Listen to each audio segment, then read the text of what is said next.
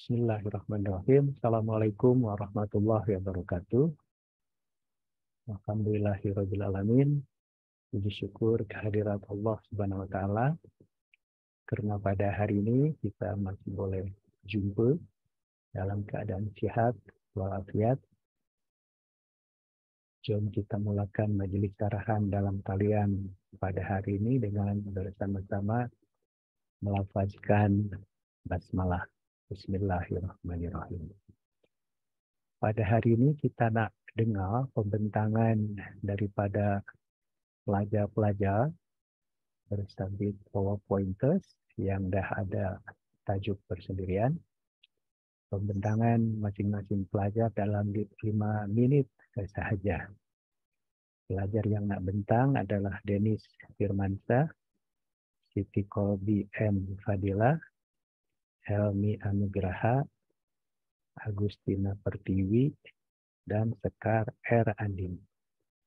Tanpa membazir masa, jom kita dengar pembentangan daripada Dennis Firmansyah, 5 minit saja masa pembentangan. Sila mulakan dari sekarang.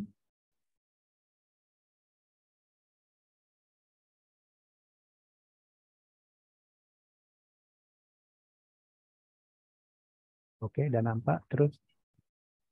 Baik, bismillahirrahmanirrahim. Assalamualaikum warahmatullahi wabarakatuh. Waalaikumsalam. Saya Dennis Firmansyah dengan NIM 2000835 akan mempresentasikan mengenai kebijakan penyederhanaan kepartaian pada masa Orde Baru. Nah, lahirnya Orde Baru merupakan sesuatu yang membawa warna baru di dalam perpolitikan Indonesia. Nah, tema atau gagasan yang menjadi suatu langkah Orde Baru yaitu menciptakan stabilitas politik dan pembangunan ekonomi. Kebijakan politik masa Orde Baru itu merupakan upaya deparpolisasi dan juga pembentukan masa pengambang. Partai politik pada masa Orde Baru ini itu dibatasi gitu selain Partai Golkar. Nah, deparpolisasi itu bertujuan untuk mengurangi pengaruh partai politik dalam masyarakat dengan cara merusak citra politik di mata masyarakat, mempersulit keanggotaan partai, serta mengecilkan dan tidak memberikan pelayanan yang baik kepada masyarakat yang menjadi anggota partai politik. Nah, karena itulah gagasan penyederhanaan partai politik itu merupakan sebuah kebijakan gitu yang mutlak pada masa Orde Baru. Kemudian kebijakan ini tertuang dalam ketetapan MPRS nomor 22 tahun 1966 tentang kepartaian, keormasan, dan juga kekaryaan. Maka dari itu di dalam masalah kepartaian pada awal tahun 1970 pemerintahan Orde Baru menyampaikan gagasannya mengenai penyederhanaan partai-partai dengan cara mengadakan pengelompokan partai. Nah, fusi atau penyederhanaan dapat didefinisikan sebagai gabungan dari berbagai organisasi atau partai politik itu yang mengikat diri ke dalam satu badan, satu pimpinan, dan satu pengelolaan organisasi. Lalu lanjut penyederhanaan kepartaian yang diusung oleh Soeharto dengan jalan pengelompokan partai itu bertujuan untuk mengurangi praksi-praksi ideologis. Adapun tujuan jangka pendeknya yaitu penyederhanaan partai politik ini itu untuk mempertahankan stabilitas nasional dan kelancaran pembangunan. Lalu selanjutnya berdasarkan ketetapan MPRS nomor 22, pada PPT saya salah menulis itu bukan 12 tapi 22 tahun 1966 ada 4 kelompok kekuatan politik di DPR GR. Yang pertama yaitu kelompok Persatuan Pembangunan atau spiritual material yang menitikberatkan program-programnya pada pembangunan spiritual, namun tidak lupa gitu mengabaikan juga pembangunan material. Hal itu tuh ditandai pada tanggal 13 Maret 1970 kelompok partai-partai Islam seperti NU, Parmusi, PSII, dan PRT bergabung dalam kelompok Persatuan Pembangunan. Yang kedua yaitu kelompok Demokrasi Pembangunan atau Material Spiritual yang menitikberatkan program-program itu pada pembangunan material, namun tidak juga merupakan aspek-aspek spiritual. Nah, kelompokan ini pun ditandai pada tanggal 9 Maret 1970 partai-partai politik Katolik, Parkindo, PNI, dan juga IPI bergabung dalam kelompok Demokrasi Pembangunan. Yang ketiga yaitu kelompok Karya Pembangunan yang merupakan kelompok fungsional gitu yang dimasukkan dalam salah satu kelompok tersendiri yang kemudian disebut dengan golongan karya. Yang keempat yaitu kelompok ABRI, yaitu yang terdiri dari AD, AL, AU, dan kepolisian. Nah, perombakan struktur politik itu pada dasarnya dilakukan dengan cara musyawarah antara pemerintah dengan partai-partai politik. Pengelompokan itu pada dasarnya diterima gitu oleh semua partai politik. Namun mengapa gitu partai Katolik dan Parkino masuk ke dalam partai nasionalis?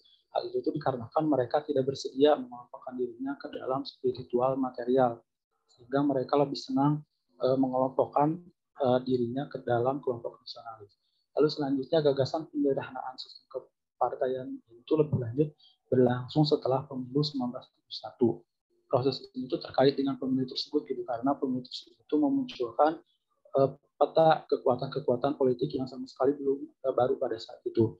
Partai yang didukung oleh pemerintah yaitu Partai Golkar yang telah keluar sebagai pemenang. Nah, melalui Undang-Undang Nomor 3 tahun 1973, pemerintah menyederhanakan kembali jumlah partai dengan kebijakan fusi partai. Berikut partai-partai yang disederhanakan. Yang pertama yaitu kelompok Persatuan Pembangunan yang terdiri dari Partai Islam, mengubahnya menjadi Partai Persatuan Pembangunan atau PPP atau P3 pada 5 Januari 1973. Lalu yang kedua yaitu partai yang semula tergabung dalam kelompok Demokrasi Pembangunan yang terdiri dari Partai Nasionalis, Katolik Kristen dan Murba pada tanggal 10 Januari 1973 tergabung dalam suatu wadah yang bernama PDI atau Partai Demokrasi Indonesia. Yang ketiga yaitu golongan karya. Nah, berdasarkan undang-undang tersebut, hanya ada 3 gitu kekuatan partai politik yang diakui secara hak partai politiknya dalam kehidupan politik di Indonesia. Ketiga partai inilah yang akan mengikuti pemilu-pemilu berikutnya. Lalu terwujudnya fusi dari partai. Masa pembentangan dah habis 5 menit. Sila di-close PowerPoint-nya. Baik, sekian dari saya. Mohon maaf apabila ada kesalahan. Assalamualaikum warahmatullahi wabarakatuh. Waalaikumsalam warahmatullahi wabarakatuh. Oke, pembentang berikutnya adalah Siti Kolbi M. Fadila. Siti serupa masa pembentangan 5 menit pun. Sila mulakan dari sekarang. Assalamualaikum warahmatullahi wabarakatuh. Salam. Bapak, apa sudah terlihat? Sudah, silakan. Ya, baik. Perkenalkan, nama saya Siti Kolbi Naila Fadlila dengan NIM 2076662. Di sini saya akan menjelaskan mengenai peran kelompok etik Tionghoa dan kebijakan negara pada masa Orde Baru. Di sini saya membagi menjadi 4. Yang pertama kebijakan politik. Kebijakan politik ini pada masa sebelum Soeharto berkuasa, pemerintah Indonesia menolerir adanya organisasi sosial politik etnik ini. Salah satunya itu adalah Baperki yang mana didirikan pada tahun 1954.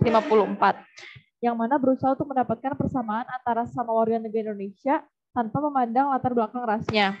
Baperki ini berpendapat bahwa orang Tionghoa merupakan satu bagian dari suku bangsa Indonesia. Jadi orang Tionghoa ini kedudukannya sama dengan suku bangsa Indonesia seperti Jawa, Sunda, dan Minang. Dengan kata lain, orang Tionghoa ini tidak perlu meleburkan diri ke dalam masyarakat pribumi. Nah, sebaliknya setelah pada saat kepemimpinan Soekarno jatuh, pemerintah Soeharto telah melarang semua organisasi sosial politik Tionghoa.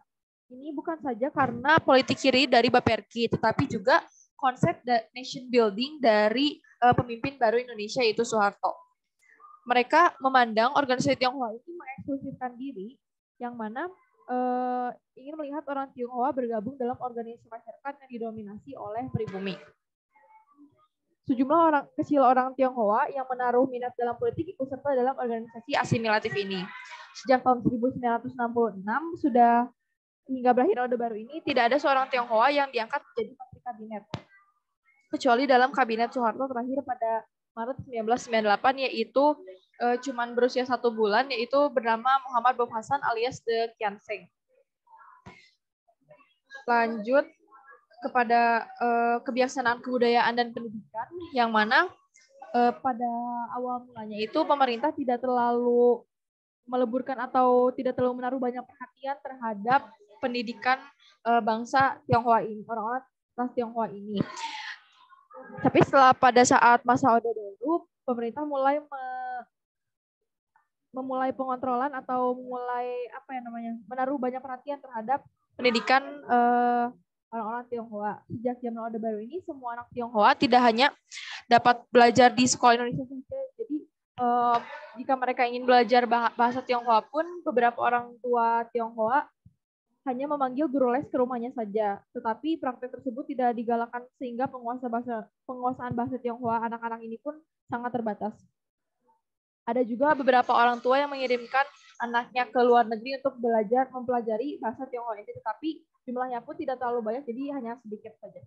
Jadi pada zaman Orde Baru ini anak-anak Tionghoa baik yang peranakan maupun yang totok itu sama-sama mengalami Indonesianisasi. Jadi lalu tidak hanya diwajibkan untuk disekolahkan di sekolah Indonesia saja, tetapi ada juga universitas yang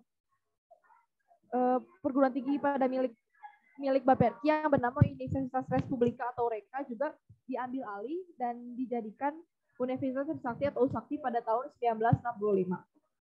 Selain itu penggunaan bahasa Tionghoa pun juga sangat dibatasi. Jadi pemakaiannya hanya sedikit, dan bahkan pada awal zaman Orde Baru penguasaan militer di daerah Jawa Timur pernah memberikan instruksi bahwa jika ada sambungan telepon yang menggunakan bahasa Tionghoa itu harus diputuskan, tapi itu tidak terlalu lama terjadi. Lalu jadi selama zaman Orde Baru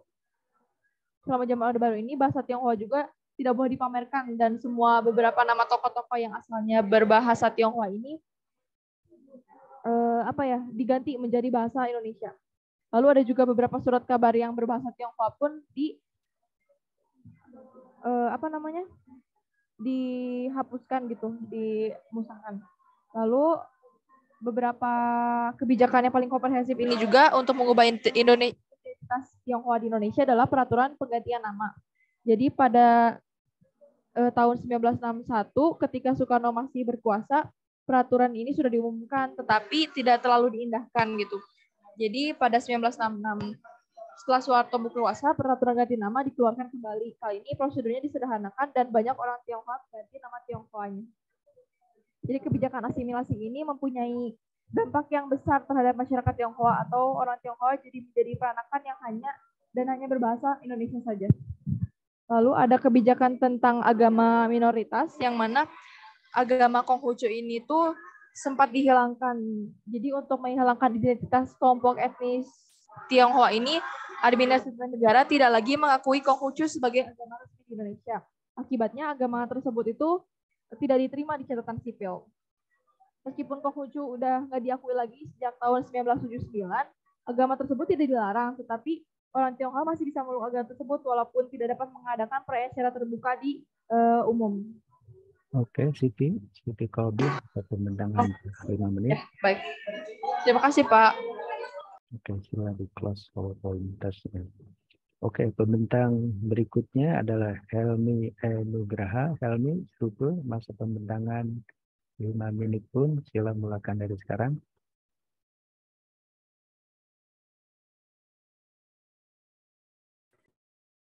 Assalamualaikum warahmatullahi wabarakatuh. Salam. 2008042. Saya akan mempresentasikan tentang perkembangan pers pada masa Orde Baru. Seiring dengan runtuhnya kekuasaan pemerintahan Orde Lama dan digantikan dengan pemerintahan Orde Baru, kehidupan pers di Indonesia perlahan memperoleh kebebasan. Kebebasan tersebut diperoleh setelah pemerintah Orde Baru mengeluarkan Undang-Undang Nomor 11 Tahun 1966 tentang prinsip-prinsip dasar pers. Nah, di undang-undang tersebut diatur bahwa pers nasional tidak dapat disensor atau dikendalikan, dan kebebasan pers dijamin sebagai bagian dari hak-hak dasar warga negara, serta penerbitan tidak memerlukan surat izin apapun. Namun, pada kenyataannya, para penerbitan surat kabar wajib memiliki 2 izin yang saling terkait. Nah, 2 izin tersebut yaitu yang pertama surat izin terbit atau SIT dari Departemen Penerangan, dan surat izin cetak dari Lembaga Keamanan Militer Kamtib. Nah, meskipun harus memiliki surat izin, ketegangan antara pers dan pemerintah belum terlihat ketika pada awal-awal pemerintahan Orde Baru. Pada masa awal pemerintahan Orde Baru, pers dan pemerintah memiliki hubungan yang harmonis. Hal ini terjadi karena pemerintah Orde Baru menyanyikan akan keterbukaan serta kebebasan dalam berpendapat. Nah, kondisi tersebut disambut baik oleh para insan pers, sebab di era pemerintahan yang sebelumnya di masa Orde Lama, kondisi tersebut tidak didapatkan. pers Indonesia pada Orde Baru ini sering disebut dengan sebagai pers Pancasila. Cirinya yaitu yang pertama bebas dan bertanggung jawab. Namun sayangnya kebebasan tersebut didapat hanya pada saat awal-awal pemerintahan Orde Baru saja. Nah, kemudian hal itu sirna ketika adanya peristiwa Malari. Kebebasan pers pun setelah peristiwa Malari itu mulai sirna. Nah, dalam peristiwa ini terjadi demonstrasi besar-besaran di Jakarta yang dipicu oleh kedatangan Perdana Menteri Jepang Tanaka. Nah, aksi tersebut berakar dari ketidakpuasan masyarakat terhadap kebijakan pemerintah di bidang sosial dan juga ekonomi. Akibatnya banyak aktivis yang ditangkap, dan tidak hanya aktivis, peristiwa tersebut juga berdampak pada kehidupan pers itu. David Tehil dalam bukunya yang berjudul Pers di Masa Orde Baru menjelaskan bahwa pada peristiwa tersebut setidaknya 12 pers yang kehilangan surat izin terbit dan surat izin cetak, atau bisa dibilang lembaga pers tersebut dibredel oleh pemerintah. Nah, sejak peristiwa Malari tersebut, pemerintah mulai memerhatikan dan menekan pers. Tekanan terhadap pers tersebut semakin terasa ketika pemerintah Orde Baru mengeluarkan undang-undang, yaitu Undang-Undang Nomor 21 Tahun 1982 tentang pokok-pokok pers. Undang tersebut merupakan perubahan dari Undang-Undang Nomor 11 Tahun 1966. Apabila dalam Undang-Undang Nomor 11 Tahun 1966 tidak mengatur surat izin penerbitan pers, dalam Undang-Undang Nomor 21 Tahun 1982 ini, surat izin pers benar-benar diatur. Surat izin tersebut dikenal sebagai SIUPP atau yang dikenal dengan Surat Izin Usaha Penerbitan Pers. Nah, SIUP ini dikeluarkan oleh Departemen Penerangan. Nah, Departemen Penerangan dan SIUPP merupakan faktor yang menjadi penghambat kebebasan pers pada masa Orde Baru.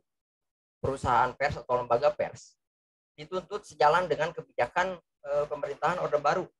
Nah, apabila perusahaan pers tersebut tidak sejalan dengan kebijakan pemerintah atau malah mengkritik kebijakan pemerintah, maka SIUPP-nya akan dicabut atau dibredel oleh Departemen Penerangan. Nah, meskipun begitu, masih banyak juga perusahaan pers yang tetap mengkritik pemerintahan Orde Baru, seperti ada Tempo, Detik, dan Editor, yang merupakan perusahaan pers yang juga pernah dibredel oleh pemerintahan Orde Baru. Nah, seiring dengan berjalannya waktu, pers ini lama-kelamaan dijadikan sebagai alat pemerintahan. Segala penerbitan pers yang berada dalam pengawasan pemerintah harus berada dalam pengawasan pemerintah, yaitu melalui Departemen Penerangan gitu. Apabila lembaga pers tersebut ingin tetap berjalan atau ingin tetap hidup, maka pers tersebut harus memberitakan hal-hal yang baik tentang pemerintahan Orde Baru. Ini Helmi, masa pembentangan dah habis pun. Sila di close PowerPoint-nya. Oke, pembentang berikutnya adalah Agustina Pertiwi. Agustina Strupe, masa pembentangan 5 menit pun. Sila mulakan dari sekarang. Baik, Assalamualaikum warahmatullahi wabarakatuh. Perkenalkan, nama saya Agustina Pertiwi dengan NIM 2005169 akan mempresentasikan pembahasan mengenai kontroversi pers pada masa Orde Baru, yaitu dampak bagi masyarakat Indonesia. Nah, seperti tadi yang dikatakan oleh Helmi gitu, pada saat pertama kali awal pemerintahan Orde Baru, pemerintah itu tidak terlalu mempersalahkan atau mengontrol pers dengan sangat ketat gitu. Jadi pada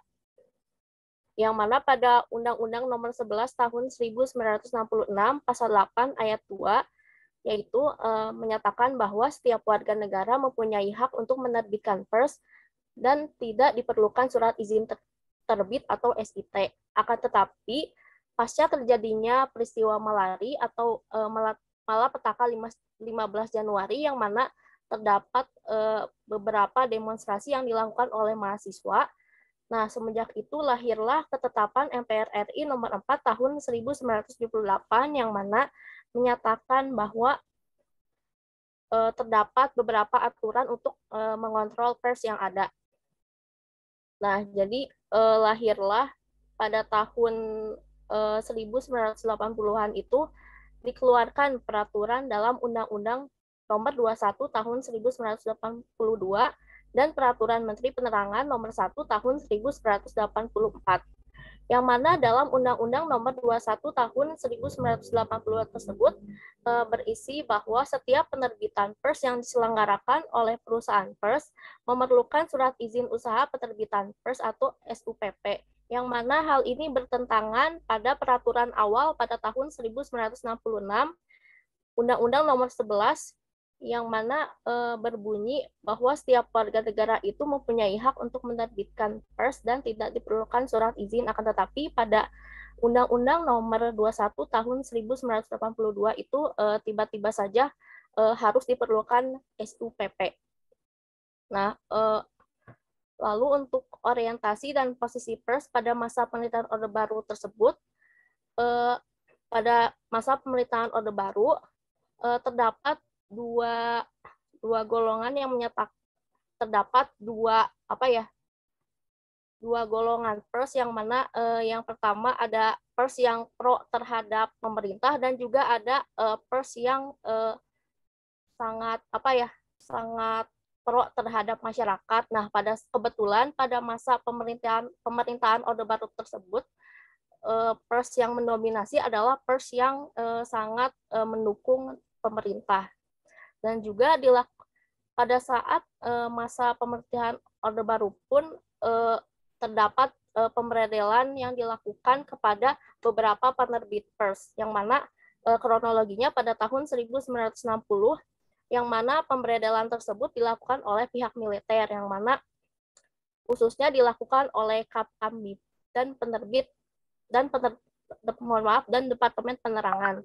Pada masa ini media-media yang dihapus adalah media-media yang berunsurkan PKI dan juga yang pro dengan Soekarno, yang mana penerbitan yang dibredel itu ada Harian Rakyat dan juga Bintang Timur. Nah, lalu pada tahun 1970-an pemberedelan tersebut dilakukan karena adanya demonstrasi mahasiswa, yang mana penerbit yang dibredel pada saat itu adalah Indonesia Raya, Kompas, dan Sinar Harapan. Lalu ada penerbit pers yang mana penerbit pers tersebut dibuat oleh mahasiswa, yang mana menjadi target pemberedelan juga, yaitu adanya penerbit pers Harian Kami. Lalu beralih pada tahun 1980, yaitu melalui SUPP, Menteri Penerangan berhak mencabut surat izin usaha penerbitan pers, yang mana imbasnya yaitu kepada penerbit pers Tempo, yang mana pada saat itu diterbitkan atau terdapat pemberitaan mengenai kampanye Partai Golkar yang mana saat itu rusuh. Lalu pada tahun 1990 terdapat pemberedelan yang dilakukan kepada penerbit pers, yaitu ada Tempo, Tabloid, dan juga Detik. Nah, terdapat beberapa dampak yang ditimbulkan dari adanya pembungkaman atau pemberedelan yang dilakukan oleh pemerintah ataupun oleh pihak militer, yang mana hal tersebut sangat berdampak kepada masyarakat Indonesia itu sendiri, terutama kepada beberapa karyawan dan juga wartawan yang bekerja di penerbit pers, yang mana mereka harus mencari pekerjaan baru, dan juga ada beberapa media massa yang mana ikut kepada media massa yang besar karena tidak adanya izin yang diberikan kepada beberapa media massa kecil tersebut. Oke, Agustina. Mungkin sekian presentasi dari saya. Terima kasih. Saya kembalikan kepada Bapak Suwita. Oke, terima kasih. Yang mana? Banyak yang mana awak nih ya? Yang mana? Yang mana? Yang inilah ya. Oke, akhir sekali kita nak dengar pembentangan daripada Sekar Andini Sekar. Masa pembentangan grupe 5 menit pun kita mulakan dari sekarang. Agustina kena close tuh PowerPoint-nya. Yang mana? Yang ini. Oh iya Bapak, mohon maaf. Silakan. Ya baik Bapak, sebentar. Ya, Assalamualaikum warahmatullahi wabarakatuh. Selamat sore Bapak dan teman-teman semua. Izinkan saya sekali Pak Andini dengan NIM 2001791 memaparkan mengenai konflik rasial masa Orde Baru, kulminasi gerakan anti Tionghoa di Bandung tahun 1973. Adapun pembahasan yang pertama mengenai dinamika kehidupan etnis Tionghoa pada masa pemerintahan Orde Baru. Pada masa pemerintahan Orde Baru, etnis Tionghoa selalu dikaitkan dengan peristiwa G30 SPKI karena dinilai mereka merupakan bagian dari PKI. Akibatnya banyak terjadi pembantaian terhadap simpatisan PKI termasuk masyarakat Tionghoa. Selain itu, pada masa ini pula terjadi diskriminasi yang bersifat rasialisme, salah satunya dengan dikeluarkan kebijakan asimilasi. Setelah dikeluarkan kebijakan ini, semakin gencar dibuat kebijakan-kebijakan lainnya yang bersifat rasial. Di antaranya, etnis Tionghoa dituntut untuk mengubah nama mereka menjadi nama Indonesia, lalu adanya penumpasan surat kabar Tionghoa, serta adanya larangan penggunaan tulisan serta bahasa Tionghoa, dan yang terakhir dilanjutkan dengan kebijakan perubahan sebutan Tionghoa menjadi Cina dan Republik Rakyat Tiongkok menjadi Republik Rakyat Cina. Kebijakan ini dinilai paling diskriminatif dibanding kebijakan-kebijakan lainnya. Pembahasan yang kedua mengenai lahirnya sikap anti Tionghoa di Bandung. Etnis Tionghoa datang ke wilayah Bandung pada tahun 1810, tepatnya di sekitaran wilayah Bancai. Namun, seiring banyaknya etnis Tionghoa yang memasuki kota Bandung, akhirnya dibuatlah tempat tinggal khusus untuk mereka yang biasa disebut sebagai pecinan, tepatnya di wilayah Pasar Baru. Dengan demikian, permukiman etnis Tionghoa ini lebih terpusat. Pada mulanya, etnis Tionghoa ini didatangkan ke wilayah Bandung dengan tujuan untuk mengembangkan dan menggerakkan perekonomian di Bandung. Dengan perekonomian etnis Tionghoa yang berkembang pesat, maka terbukalah lapangan pekerjaan yang luas untuk wilayah Bandung. Sebenarnya pada saat itu hubungan warga etnis Tionghoa dan warga Bandung itu dinilai baik. Namun sikap anti Tionghoa ini memang tidak bisa dihindari. Terlebih lagi masyarakat Tionghoa yang suka menyendiri atau dalam artian suka mengeksklusifkan golongannya dari pribumi. Sikap anti Tionghoa ini seringkali muncul dari pribumi golongan menengah ke bawah yang seolah-olah menunjukkan adanya keirian atau kesirikan golongan miskin ke golongan kaya. Yang terakhir ialah pembahasan mengenai penyebab dan dampak dari kerusuhan anti Tionghoa di Bandung tahun 1973. Penyebab utama yang mempengaruhi terjadinya kerusuhan di Bandung ini ialah terjadinya kecelakaan lalu lintas antara mobil milik orang Tionghoa dengan kusir pribumi. Peristiwa ini dinilai sebagai akumulasi kebencian serta kekesalan warga pribumi terhadap etnis Tionghoa. Kronologi lebih lanjutnya ialah terparkir sebuah mobil milik warga Tionghoa, etnis Tionghoa yang tidak sengaja tersenggol atau terserempet oleh gerobak yang dibawa oleh kusir pribumi. Mengetahui hal tersebut, warga Tionghoa ini tuh langsung marah besar dan memukuli kusir pribumi ini. Dan seketika warga-warga pribumi yang di sekitarnya langsung marah dan murka sehingga merusak mobil VW milik orang Tionghoa ini. Mengetahui hal itu, masyarakat pribumi yang ada di sekitar itu marah besar. Akibatnya dari peristiwa ini banyak tersebar isu-isu mengenai pribumi yang disiksa dan dibunuh oleh orang etnis Tionghoa. Peristiwa yang cepat menjalar ini sangat memperlihatkan kepada kita bahwa masyarakat pribumi sudah lama memiliki kekesalan dan kebencian terhadap etnis Tionghoa. Salah satu faktor terbesarnya ialah disebabkan karena faktor ekonomi, di mana wilayah Bandung sudah hampir seluruhnya dikuasai oleh etnis Tionghoa. Yang hal ini tuh menyebabkan etnis Tionghoa semakin makmur, sedangkan masyarakat pribumi semakin terpuruk karena sulitnya untuk bersaing. Dampak yang disebabkan oleh kerusuhan ini tentunya beragam, diantaranya adalah dampak dari bidang ekonomi dan politik. Yang pertama dari dampak bidang ekonomi sendiri ialah terjadinya kerugian besar yang dialami oleh etnis Tionghoa karena banyaknya toko-toko yang dijarah dan dihancurkan oleh warga pribumi. Selain itu juga peristiwa ini mempengaruhi penanaman modal di wilayah Jawa Barat.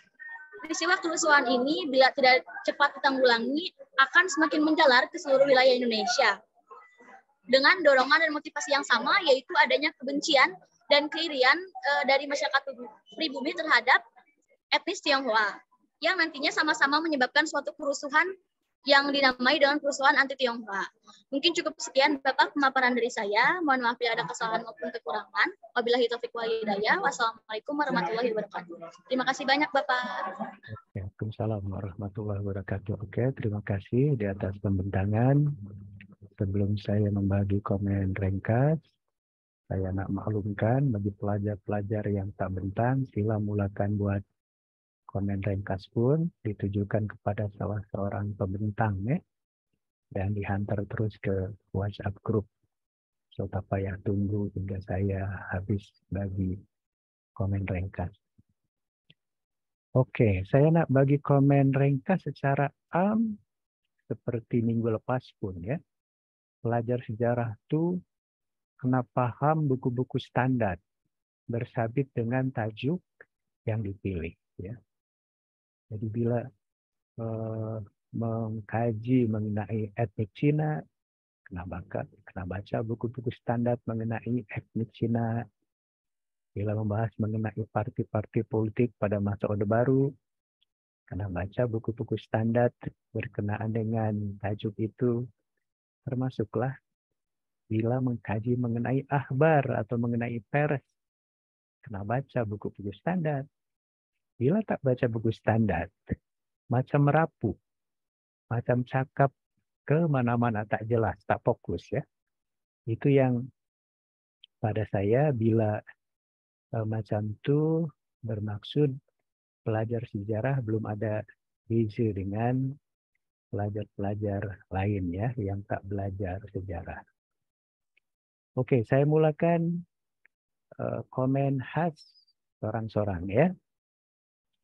Pertamanya Denis Firmansyah ya. Kebijakan penyederhanaan kepartean pada masa Orde Baru. Partai apa? Nak partai besar ke, partai kecil ke, eceran ke? Tak jelas. Partai itu partai politik lah mungkin ya maksudnya. Bila Bapak pergi pasar baru, belanja, orang kata Bapak nak partai besar ke partai kecil atau nak eceran saja. Jadi kena jelas lah ya. Itu kebijakan penyederhanaan parti politik ya pada masa Orde Baru. Dan ini pun belum menjadi tajuk sejarah ya, tak ada masa. Bila mulakan penyederhanaan itu tidaklah dari 1966 kan. Jadi sepatutnya kena adalah masa, kena ada waktu dari 1974 hingga bila ya. Jadi karena macam tu pelajar sejarah bila tak macam pelajar sastra mesin ya, tak paham sejarah.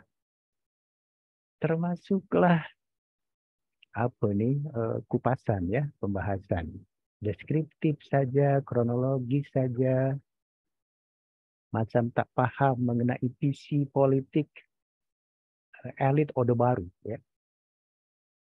Jadi mengenai penyederhanaan parti-parti politiknya, elit-elit Orde Baru berdebat, berbalah ya. Ada dua perbalahan yang penting.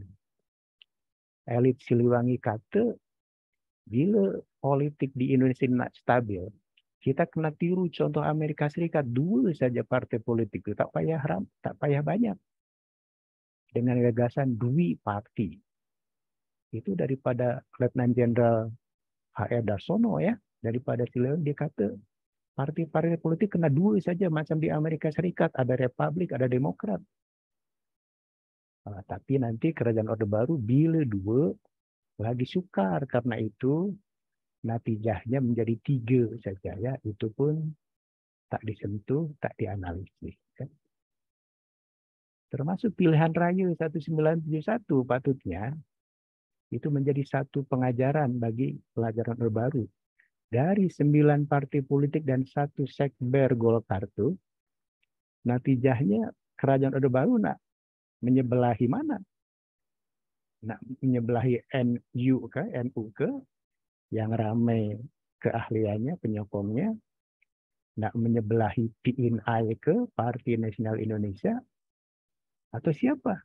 Akhirnya nanti diputuskan nggak menyebelahi Sekber Golkar. Sekretariat bersama golongan karya itu pun tak disentuh. Sepatutnya disentuh sebab itu penting. Soalannya apa pasal Kerajaan Orde Baru menyebelahi, menyokong Sekber Golkar, bukan partai yang lain. Nah, kena dikupas, ya, kena dianalisis.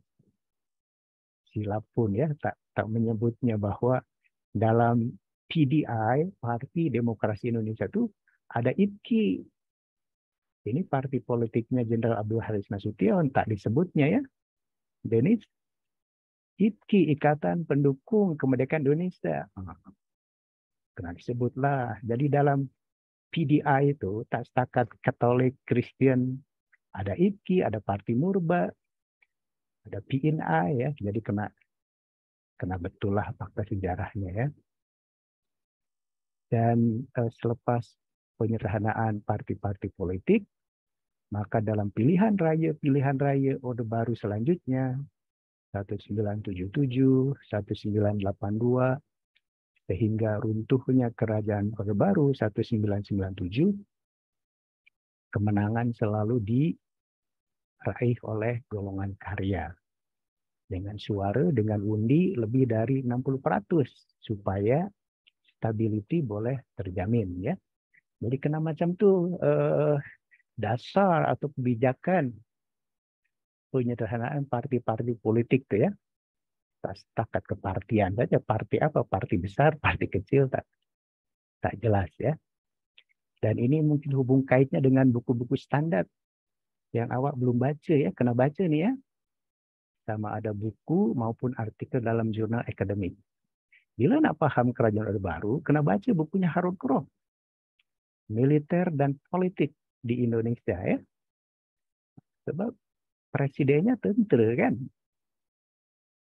Ramai menteri-menteri, gubernur yang tentera. Jadi kena baca bukunya Harun Kroh ini. Termasuklah bukunya David Jenkins ya. Dari translate ke dalam bahasa Indonesia pun. Soeharto dan Barisan Jenderal Orde Baru. Boleh baca, baru boleh paham dia. Termasuk bukunya Mohtar Mas'ud mengenai struktur politik Orde Baru. Jadi bila nak mengkaji penyederhanaan partai-partai politik, baca buku standar ini. Bila nak paham pilihan raya Orde Baru khasnya 1971, baca bukunya William Liddell tuh. Ya. Jadi pelajar sejarah kena paham buku-buku standar tuh ya. Bila tak paham buku-buku standar, merapu. Merapu itu dalam bahasa Sunda ngaco ya, kemana-mana cakapnya tak betul. Jadi bukunya Rick Clay pun bolehlah, buku standarnya, buku AM ya.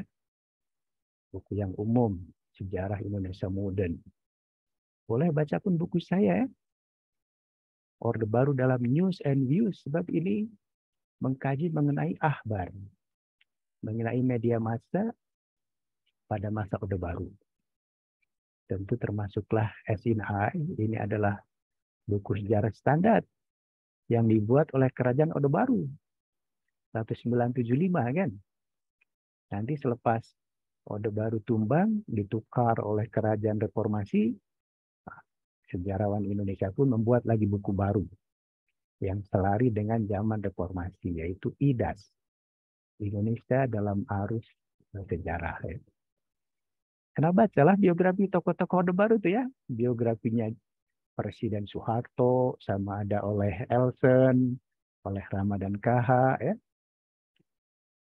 Biografi tokoh-tokoh politik, sama ada Ketua Golkar, Ketua P3, Ketua PDI ya. Jadi bila tak baca biografi tokoh-tokoh politik Orde Baru, mana boleh paham ya. IPKI pun tak disebut. Nanti Jenderal Nasution marah. Partai politik saya tak disebutnya. Padahal IPKI itu ditubuhkan 1955. Dengan organisasi underbownya Pemuda Pancasila. Pemuda Pancasila itu IPKI punya ya. Bukan Golkar punya. Jadi Denis macam belum paham ya. Macam itu ya Denis ya, harap-harap paham buku standar tuh ya. Mengenai penyelesaian partai politik. Yang kedua, Siti Kolbi and Fadilah. Peran kelompok etnik Tionghoa dan kebijakan negara pada masa baru. Ini macam tajuk pelajar sosiologi ya. Atau pelajar sains politik. Tak ada masa. Bila nih ya? Mungkin ini zaman Mataram ke ya. Jadi kena adalah masanya ya. Sebab pelajar sejarah kena ada period, kena ada masa ya. Jadi belum tajuk sejarah dan terlalu ya. Apa yang nak dikaji tak jelas. Macam peranan kelompok etnik Tionghoa, di mana peranannya tadi? Tak nampak ya. Jadi antara tajuk dengan analisis itu macam jaka sembung ya, macam kurang ada kena mengena ya. Jadi hanya deskriptif saja, kurang analisisnya. Hasil mengenai dilema Orde Baru dan hubungannya dengan negara Cina dan masyarakat Cina. Itu kena paham mengenai peristiwa G30S 1965 yang dalam pandangan tentera Angkatan Darat, peristiwa itu disokong oleh kerajaan Cina, oleh Parti Komunis Cina. Oleh itu, selepas TNIAD berjaya menghentam PKI, putuslah hubungan dengan negara Cina itu ya. Dan tentu itu ada kesan, ada pengaruh dasar kebijakan terhadap masyarakat Cina di Indonesia. Jadi kena macam tu pembahasannya. Jadi apa pasal termasuklah Baperki ya. Memang Baperki adalah pertubuhan Cina yang pro PKI. Tak setakat Baperki, semua pertubuhan, semua organisasi yang ada simpati dengan PKI dimansuh, dipadamkan. Macam Lekra, macam Gerwani, Pemuda Rakyat, CJMI, semua yang ada simpati kepada PKI dimansuh, dilarang. Ya. Apatah lagi karena PKI tahun 65 itu disokong oleh Parti Komunis Cina, Baperki yang pertubuhannya orang Cina pun tentu dilarang oleh kerajaan Orde Baru ya. Jadi karena macam itu ya. Saya pikir peranan itu nak membahas konglomerat ya. Macam Lim Siliong, macam Bob Hasan, tapi nampaknya tak jelas apa yang nak dianalisis ya. Jadi etnik Tionghoanya atau tokoh figurnya siapa yang nak dianalisis itu. Mungkin wujud hubung kaitnya dengan sumber ya. Memang dah guna buku IDAS ya. Tapi mungkin belum baca penuh ya. Tapi bila nak paham mengenai masyarakat Cina di Indonesia, kena bacalah buku-buku standar mengenai Cina ya. Jadi kena baca bukunya Leo Suryadinata. Cina itu pakar Cina di Indonesia. Kena baca bukunya Nelly G. Tan ya. Pakar Cina itu. Baca pun biografi tokoh-tokoh Cina ya.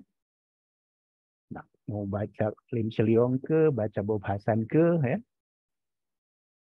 Nak baca Tan Cheng Bok ke atau yang lain, termasuklah tokoh-tokoh Orde Baru. Kena baca pandangan Jenderal Soeharto pada Cina ya. Kena bacalah bukunya di Klep, bacalah buku SNI. Jadi merapuk pun ya, kemana-mana tak jelas apa yang nak dibahas karena memang sumber-sumbernya pun tak jelas ya. Sila cari, tanya ke Atuk Google tuh ya, buku-buku yang macam ini termasuklah artikel-artikel dalam jurnal akademik ya. Berikutnya Helmi Agung Nugraha, perkembangan pers pada masa Orde Baru.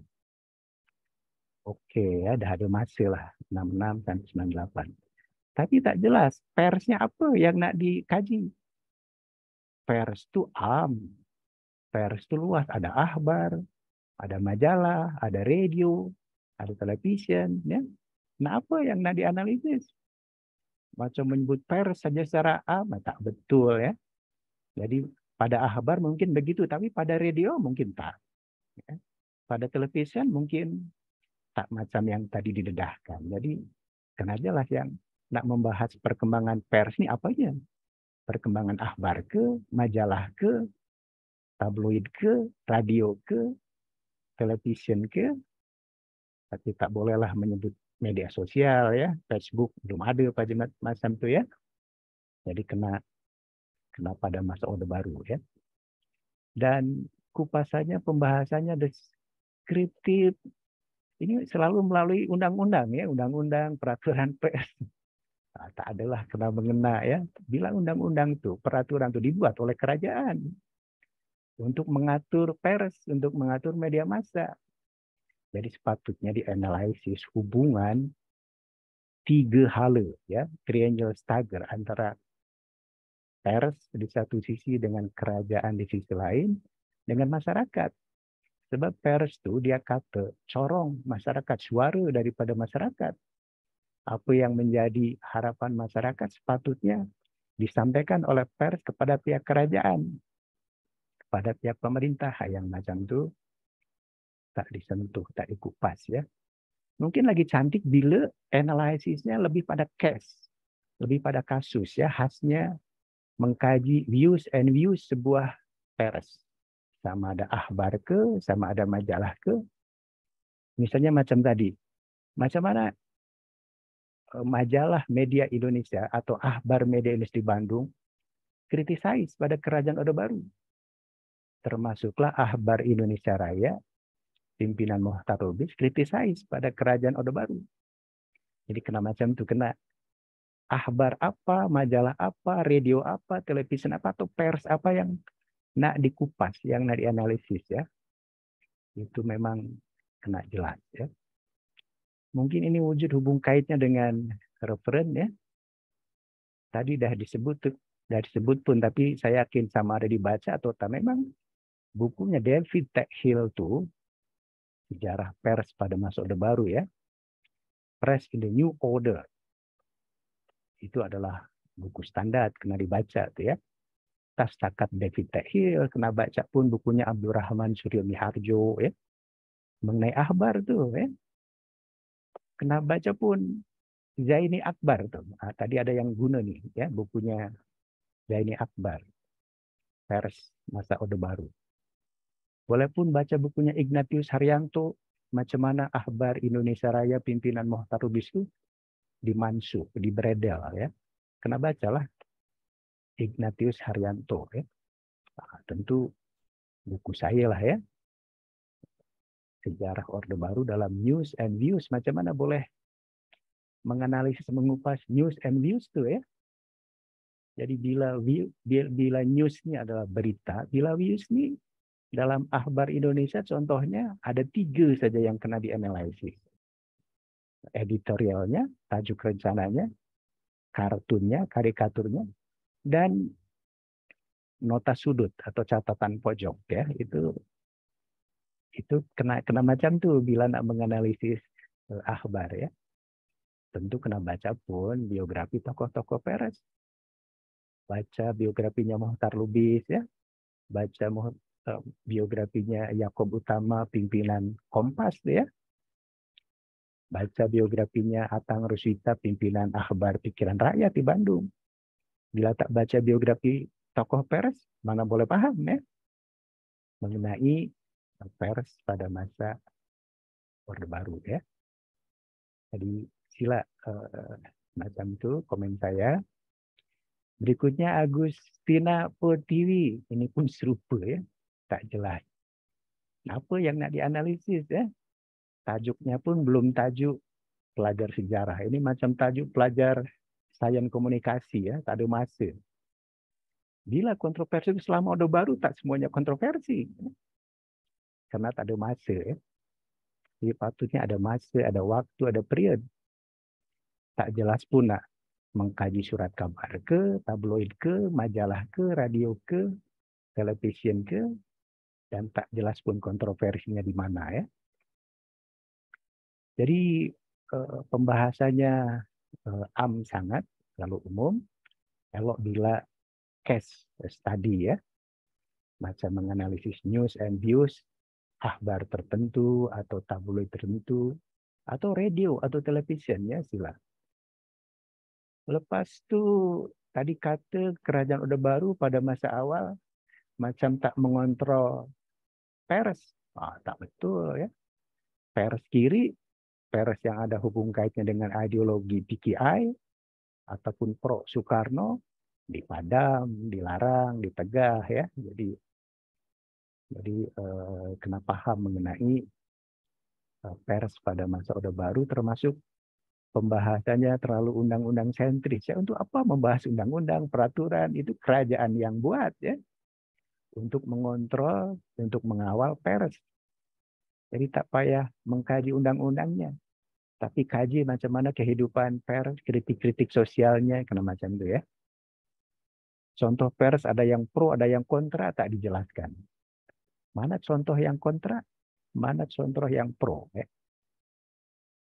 Samping tadi ya, Agustina ini bila cakap banyak kata yang mana, yang ini saya nih.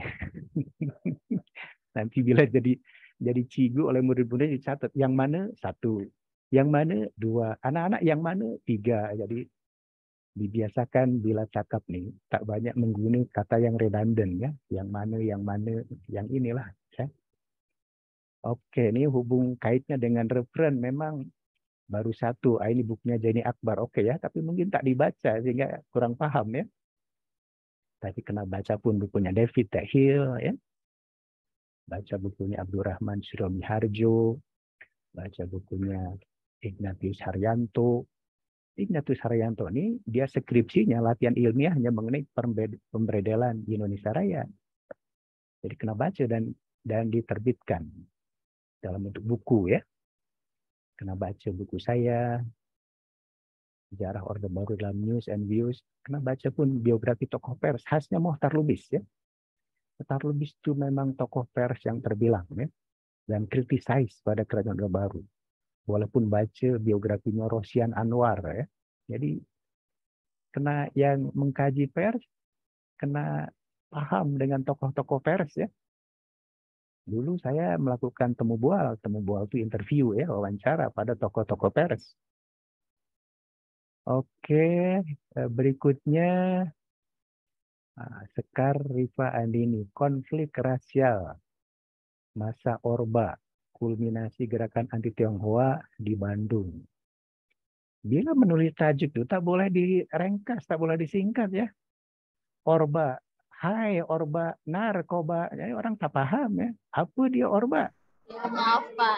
Nah, sebab pada masa awal Orde Baru ada namanya Hai Orba, hidup olahraga baru. Hai Orba itu. Ada juga narkoba, narkotik, apalagi itu obat-obatan terlarang. Jadi jangan anggap semua yang baca itu paham, tak paham ya. Apa nih Orba? Apa bedanya dengan Hai Orba dengan narkoba? Lepas itu bentuk adalah konflik. Di mana konflik orang Cina tak berkonflik, yang ada adalah satu rusuhan ya. Rusuhan anti-Cina. Tak adalah konflik. Bila konflik nih dua kubu, dua etnik Cina dengan Sunda contohnya berbalah, berkelahi. Ini tak ada kan. Yang ada adalah orang Sunda menjarah kedai-kedai Cina. Itu bukanlah konflik, itu rusuhan ya. Dan pada saya mungkin tahun 73 ringkas sangat. Nanti macam mana boleh menganalisis peristiwa ini ya. Patut mungkin gerakan anti Cina pada masa Orde Baru boleh dianalisis tuh ya. Katakanlah dari 1973 hingga 1993 atau 98 supaya boleh merentasi ini bila 1 tahun apa yang nak dianalisis. Kerusuhan di Bandung sekejap saja, tak lama ya. Jadi mungkin periodnya, masanya ini boleh dipanjangkan ya. Memang kupasannya setakat deskriptif, kronologi saja, kurang paham mengenai apa yang berlaku di Bandung tuh. Rusuhan Cina itu tak boleh dilepaskan daripada konflik elit Orde Baru. Khasnya antara perwira-perwira tentara daripada Siliwangi, Diponegoro dan Brawijaya. Seperti awak paham, pada masa Orde Baru yang berkuasa itu adalah daripada tentara Diponegoro kan. Soeharto, Ali Murtopo, Sujono Humardani, semua dari Diponegoro, dari Jawa Tengah. Jadi tentara-tentara Siliwangi kata saya tak dapat peran. Letnan Jenderal H.R. Darsono yang berperan pada masa Orde Baru, dia macam tak ada peran. Nah, karena itu dia menghasutlah ya masyarakat Sunda, khasnya organisasi belianya Siliwangi. Apa tuh namanya? EMS ya, EMS. Angkatan Muda Siliwangi untuk membuat rusuhan ya. Jadi kedai-kedai Cina dijarah, dibakar untuk mempermalukan kerajaan Orde Baru yang didominasi oleh tentara Diponegoro di Jakarta. Kena macam tuh ya Sekar ya. Jadi merapu ya, merapu ini tak jelas apa yang dianalisis ya, konteksnya tak ada kena mengena. Termasuklah apa pasal dasar atau kebijakan asimilasi itu penting di Indonesia. Memang kena ada asimilasi sebab orang Cina di Indonesia tak ramai. Beda dengan di Malaysia. Malaysia 40% dari warga negara Malaysia itu Cina. Jadi bila ada 10 orang Malaysia, 4 Cina. Di kita bila ada 10 orang Indonesia, satu pun tak ada Cina. Ya. Sebab di Indonesia Cina ini kurang daripada 5%, kurang daripada 10%. Karena itu yang minoriti kena mengikutlah kepada budaya yang majoriti. Itulah sebabnya apa pasal orang Cina sama ada di Bandung, di Surabaya, di tempat lain, dia lebih mengikut pada budaya tempatan. Sebab bilangannya tak ramai. Bila bilangannya ramai macam di Singapura, macam di Pulau Pinang, orang Cina pun tak nak asimilasi. Dia tak nak asimilasi. Jadi asimilasi itu memang karena bilangan orang Cina di Indonesia tak ramai, tak banyak ya. Jadi kalau tak banyak kita mengikutlah kepada di mana bumi dipijak, langit dijunjung. Bila Sekar seorang diri saja pergi ke Amerika Serikat, kena ikutlah pada budaya Amerika Serikat sebab seorang saja. Gila kita orang Indonesia ramai-ramai ratusan juta pergi ke Amerika Serikat, barulah orang Amerika Serikat boleh mengikut budaya kita ya. Jadi kena macam tu cara berpikirnya ya. Ini macam asimilasi adalah tindakan yang macam merapu ya, macam dasar kerajaan Orde Baru ini, kebijakan Orde Baru macam tak betul. Memang asimilasi macam tu ya. Ini tak disebutnya ada fenomena cukong ya pada masa awal Orde Baru dan khasnya pada masa pembangunan ekonomi ya. Jadi orang Cina nih pada masa Orde Baru secara politik memang tak dibagi laluan sebab hubungan dengan Cina ya, hubungan dengan orang-orang PKI dulu, PKI ya, orang Cina ini rapat. Tak dibagi laluan dalam politik tapi dalam ekonomi dibagi laluan. Sehingga nanti ramai konglomerat Indonesia yang berasal dari Cina. Ke Lim Siliong, Bob Hasan, Ciputra, ya, dan seterusnya. Tadi menyebut kereta itu mobil ya. Mana ada mobil Piwe? Piwe apa? Piwe. Oh, maksudnya mobil PW kodok ya. Ini sekarang ini nampaknya memang belum tahu mobil kereta PW kodok ya. Kereta Piwe. Nggak tahu cara bacanya, Pak. Piwe, Mohon Piwe. maaf. Mungkin karena belum tahu pun. Tahunya kereta Honda saja ya, Avanza macam tu ya. Piwe tak tahu ya. Ini hubung kaitnya memang dengan referen ya. Bila rusuhan di Bandung, itu kena baca buku artikelnya Prof. Helu Samsudin tuh ya. Itu dalam jurnal Historia lah ya. Tapi itu ringkas sangat ya. Jadi tak boleh copy paste pun. Kena paham mengenai sejarah Cina di Indonesia. Baca bukunya Leo Suryadinata. Baca bukunya Meli Getan. Bukunya Reclap ya. Buku SNI, IDAS. Termasuklah biografi tokoh-tokoh Orde Baru dan tokoh-tokoh Cina. Kena baca tuh bukunya Baca Suhoki itu ya. Suhoki Cina itu ya. Pensyarah sejarah tuh daripada UI, daripada University Indonesia ya, terbilang ya. Macam mana orang-orang Cina boleh berperan dalam lanskap politik Indonesia ya. Termasuklah tokoh-tokoh konglomeratnya. Biografinya Bob Hasan, Ciputra, Lim Siliong, atau Sudono Salim. Nah dibaca ya. Jadi bila nanti ada rusuhan atau anti Cina tuh, oh patutlah karena memang kena macam tuh ya. Jadi analisisnya kena comprehensively ya. Saya pikir itu ya. Jadi bila pelajar sejarah ini bentang, bentang ya nanti tak ada satu perspektif baru, tak ada wawasan baru, orang kata, pelajar sejarah ini macam tak paham buku-buku standar ya, yang sepatutnya dipahami sama ada sejarah Cina ke, sejarah Ahbar ke, sejarah pers ya, partai-partai politik ke, pada sudah baru. Bila bentang, bila analisis tak ada yang baru, pelajar yang bukan sejarah pun boleh itu ya. Jadi kita bila bentang satu peristiwa sejarah ini, kena ada beza dengan pelajar-pelajar yang bukan sejarah ya, sebab kita tahu buku-buku standar mana yang sepatutnya dibaca dan dipahami ya. Itu sahaja komen saya pada hari ini. Jom kita akhiri sarahan dalam talian pada hari ini dengan bersama-sama melafazkan hamdalah. Alhamdulillahirrahmanirrahim. Terima kasih banyak Bapak. Pekan hadapan kita nak peperiksaan tengah semester ya. Jadi tak ada majelis pembentangan nanti selepas peperiksaan tengah semester. Nah dianjur semula majelis pembentangan. Sekian, terima kasih. Jumpa semula pekan hadapan. Harap-harap pelajar sihat, semangat ya. Dan boleh maju jaya hingga bila-bila mati. Boleh paham kan bahasa Melayu saya ya? Biasa dia bila kena. Bahasa Melayu ini standar ya. Bila kita cakap dalam bahasa ini standar pun serupa lah ya, boleh paham. Sekian, terima kasih. Assalamualaikum warahmatullahi wabarakatuh. Bye-bye. Jangan cakap dadah ya. Dadah ini narkotik ya. Nanti kita ditangkap polis ya.